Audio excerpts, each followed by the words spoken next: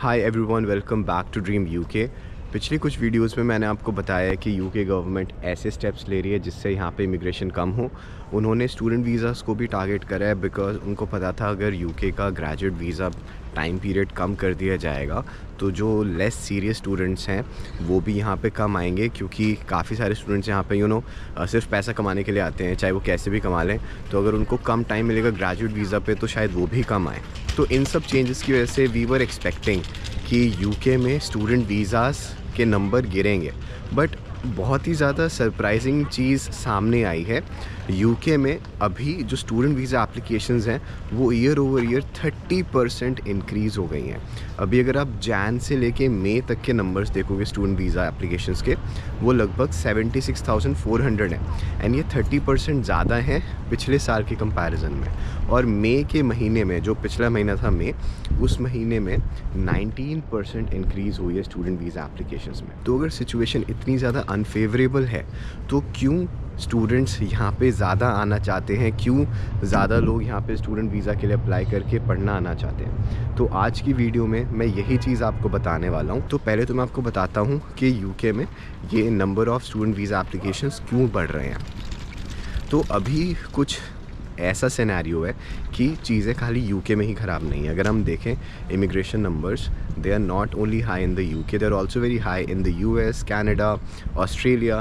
तो सारी कंट्रीज़ अभी कुछ ऐसा टाइम पीरियड चल रहा है जिसमें सारी कंट्रीज़ इमिग्रेशन को टैकल करने की कोशिश कर रही हैं। तो अभी कुछ ऐसी सिचुएशन बनी हुई है कि इट्स नॉट अबाउट कि बेस्ट ऑल्टरनेटिव क्या है, इट्स मोर अबाउट कि कौन सा ऑल्टरनेटिव लेस वर्स है। तो अगर आप उस स्केल में कंट्रीज़ को कंपेयर करते हो तो यूएस के कंपैरिजन में यूके अभी भी फेवरेबल ऑप्शन है, बिकॉज यूएस में आपको पता होगा कि ट्रम्प की पॉलिसीज़ आर वेरी अनप्रेडिक्टेबल।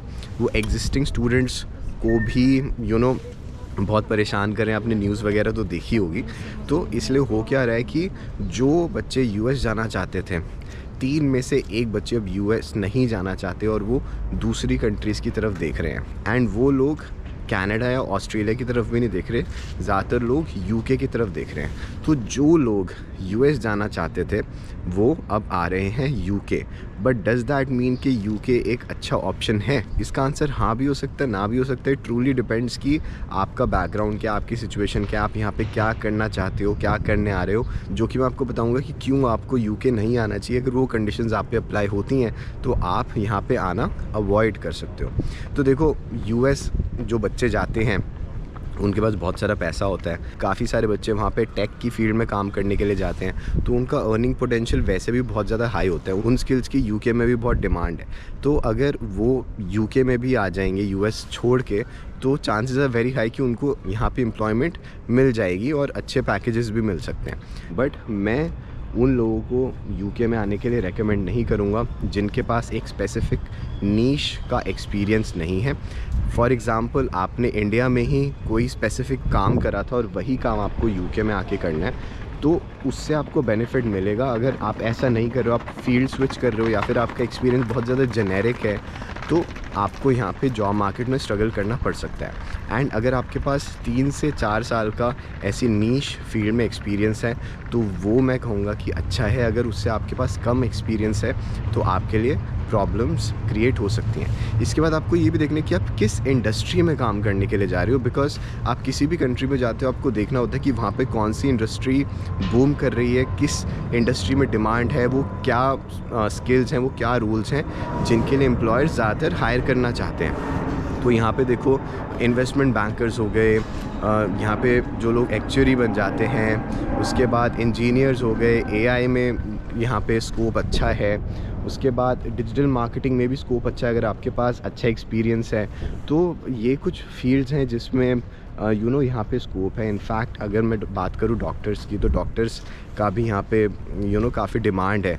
तो आपको समझना है कि आप किस फील्ड में आ रहे हो, किस डोमेन में आपको काम करना है, और उस डोमेन में यहाँ पे स्किल शॉर्टेज है कि नहीं और डिमांड है कि नहीं, उस हिसाब से आपको यहाँ का डिसीजन लेना है। और इसके बाद अगर आपका गोल है यहाँ पे लॉन्ग टर्म में सेटल होना, तो वो भी अभी थोड़ा ग्रे एरिया में आ रखा है, बिकॉज गवर्नमेंट ने यहाँ पे नई पॉलिसीज़ जो हैं उसको इंट्रोड्यूस नहीं करा है, डिस्कस करना स्टार्ट कर दिया है कि यहाँ पे 5 से 10 साल बढ़ा दिया जाएगा ILR का टाइम, जो कि एक PR होती है कि आपको अब यहाँ पे PR है वो 10 साल में मिलेगी, 5 साल के अलावा।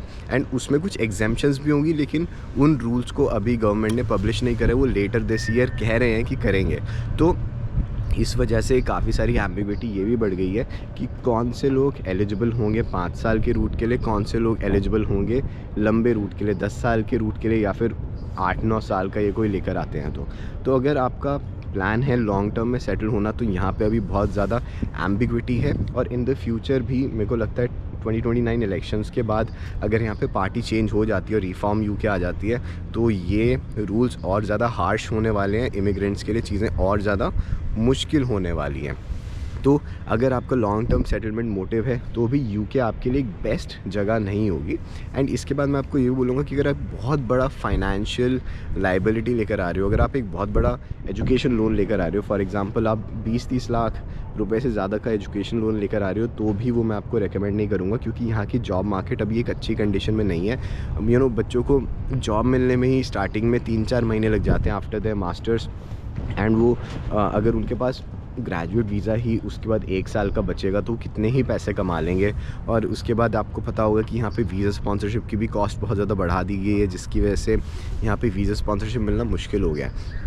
तो इन सब चीज़ों को अगर हम कंसिडर करें तो एक बहुत बड़ा एजुकेशन लोन लेके यहाँ पर आना एक वाइज डिसीजन नहीं है, अनलेस अगर आपकी फैमिली का बहुत अच्छा फाइनेंशियल बैकग्राउंड हो, आपको एजुकेशन लोन नहीं लेना पड़ रहा है, और अगर लेना भी पड़ रहा है तो आपकी फैमिली उसे ईज़िली पे ऑफ कर देगी और आपको मेनली यहाँ पे एक्सपोजर के लिए आना है। कुछ साल आप यहाँ पे रहोगे, उसके बाद अगर आपको स्किल्ड वर्कर वीज़ा मिल जाता है तो सही है, नहीं मिलता तो you are fine with going back, और आपकी फैमिली का है तो कोई बिज़नेस है, कुछ है। तो अगर ऐसी सिचुएशन है तो यूके बहुत अच्छा ऑप्शन है, आप आ सकते हो। यहाँ पे कोई लैंग्वेज बैरियर नहीं है, अनलाइक यूरोप जहाँ पे बहुत ज़्यादा लैंग्वेज बैरियर है, और इंडिया से बहुत दूर जगह भी नहीं है, अनलाइक कनाडा या US जहाँ पे पूरा टाइम जोन उल्टा हो और इतना लंबा आपको ट्रैवल करके जाना पड़े, और उतना महंगा भी नहीं है इन टर्म्स ऑफ एजुकेशन अगर हम कंपेयर करें US से यूके की एजुकेशन को। तो उन लोगों के लिए तो फिर भी यूके ठीक है, लेकिन जो मैंने आपको कुछ पॉइंट्स बताए हैं उन लोगों के लिए अभी यूके बेस्ट ऑप्शन नहीं रहेगा।